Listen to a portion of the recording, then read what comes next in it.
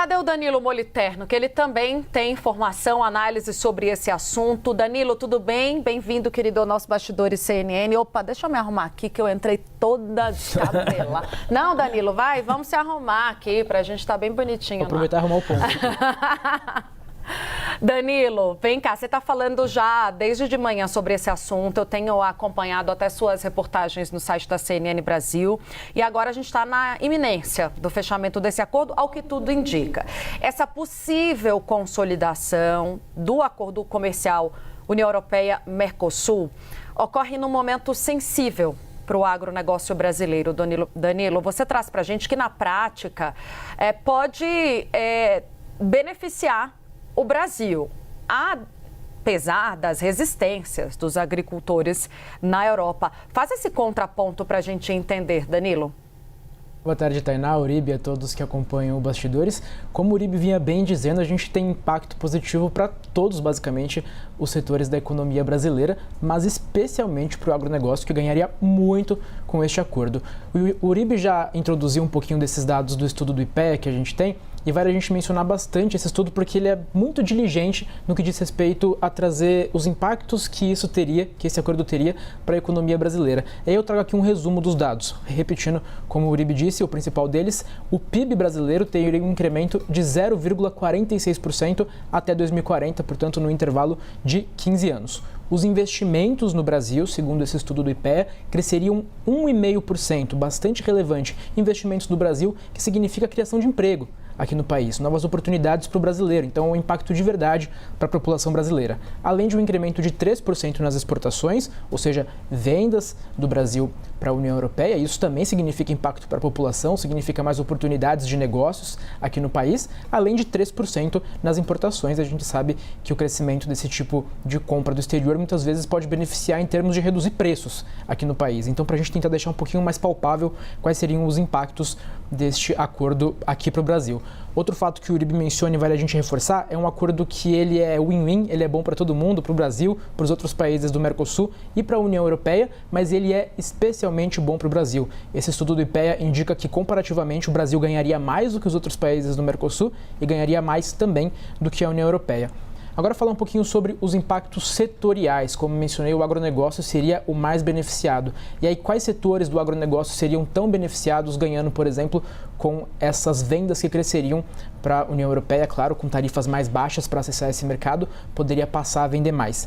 Especialmente os setores de carne bovina e suína. Esse seria, de longe, os setores que mais ganhariam. Na sequência também aparece óleos e gorduras vegetais, o setor de carne bovina, pecuária, também ganharia bastante, além ainda no agro dos setores de vegetais, frutas e amêndoas.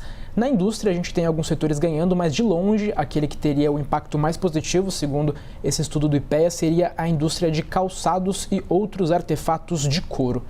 Mas, segundo esse estudo do IPEA, contudo, a gente tem alguns setores, poucos setores, da indústria especialmente, perdendo com esse acordo. E aí, para a gente explicar muito rapidamente, a gente vai ter menos tarifas para as importações de produtos da União Europeia. E a gente tem, por exemplo, um setor industrial muito forte na Alemanha, que poderia passar a ter mais acesso ao mercado brasileiro, assim tirando espaço dos produtos nacionais. Dessa maneira, haveriam alguns setores aqui no Brasil que perderiam nessa equação. E aí, esse estudo do IPEA menciona, por exemplo, o segmento de máquinas e equipamentos, também de equipamentos elétricos, o setor têxtil, além do setor farmacêutico. Do outro lado, como mencionei, para a gente fazer um destaque também do lado da União Europeia, a indústria europeia seria a grande beneficiária do lado de lá. E aí uma última informação para a gente fechar com relação aos impactos positivos desse acordo, talvez para além desses impactos palpáveis econômicos, um impacto que a gente tem que vale mencionar, e os diplomatas brasileiros falam muito sobre isso, é o impacto no que diz respeito à reputação do Brasil em relação aos outros países. Esse acordo com a União Europeia é tido como um selo de qualidade ao Brasil, um selo de bom parceiro que pode alavancar novas parcerias. Relembrando que antes desse acordo com a União Europeia, o Brasil só tinha fechado, aliás, o Mercosul só tinha fechado em toda a sua história, desde 1991, 4 acordos de livre comércio, com Palestina, Israel, Egito e Singapura. Aí agora, numa tacada só, a gente adiciona 27 países. É um atestado que a gente segue boas práticas para o mundo inteiro, que a gente segue as práticas europeias. Tanto é, Danilo, que eu estava explicando para o Américo a grande questão da fiscalização dos portos. A gente vai ter um rigor muito grande contra a pirataria, contra o tráfico de drogas. Algumas normas que precisam ser seguidas, que são normas mundiais. Isso é muito bom para o desenvolvimento do Brasil, para tirar aquela pecha de que o Brasil exporta muita droga. Realmente exporta, droga ilegal, mas que o controle vai ser muito maior. E quando você falou do setor têxtil, é uma preocupação muito grande, porque a China já avança muito nesse setor no Brasil e, inclusive, esse setor pede ajuda do governo federal com subsídio para ver se consegue sobreviver depois desse acordo. Danilo, com esse aval da União Europeia, o Mercosul quer assinar acordo já na próxima semana no Paraguai. Ursula von der Leyen vai colocar aí roupa de calor e virar o Paraguai para assinar esse acordo? É isso que eu ouvi mais cedo de alguns diplomatas brasileiros, é de que no momento em que houver esse aval, e como vocês bem mencionaram, há bastante cautela, então vale a gente fazer essa condição. No momento em que houver esse aval, a ideia é não deixar essa bola quicando, essa palavra exata que eu ouvi de um diplomata.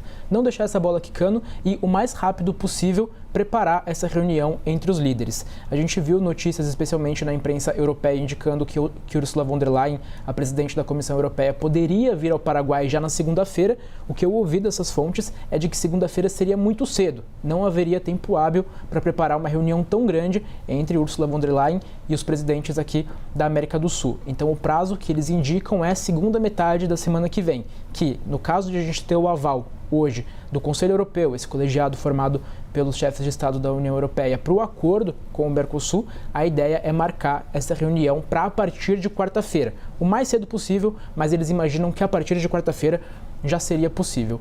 E aí, para a gente, para complementar essa informação sobre o sentimento dos diplomatas brasileiros nesse momento, menciono que é de fato de cautela, eles querem saber se de fato a gente vai ter essa ratificação antes de fazer qualquer outro comentário muito aprofundado, mas eles fazem um alerta específico sobre um tema que o Uribe já indicou. Talvez a grande questão que a gente tem para 13h não seja sequer se haverá ou não ratificação. Há um otimismo cauteloso, mas um otimismo. Mas sim qual vai ser a decisão com relação à salvaguarda.